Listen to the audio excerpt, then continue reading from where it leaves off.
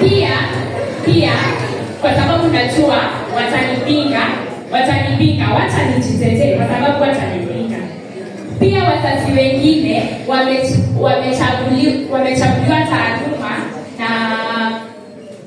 na wazazi wao. Bali unapata mzazi anakuja nyumbani, nimechoka.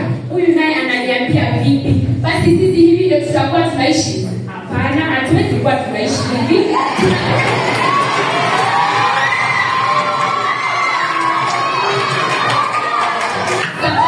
Hii inafanya mtoto anasoma kwa pressure bila hata motisha. Jamani, wazazi mbona utufanye hivi?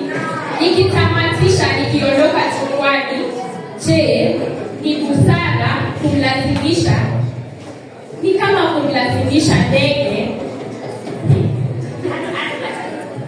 Ni kama kumlazimisha ndege kuogelea badala ya aliumbwa kupaa angani.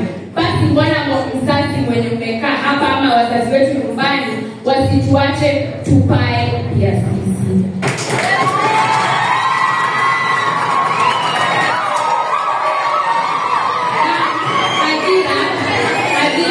Basi tafakari nikiondoka chukwani, kumbuka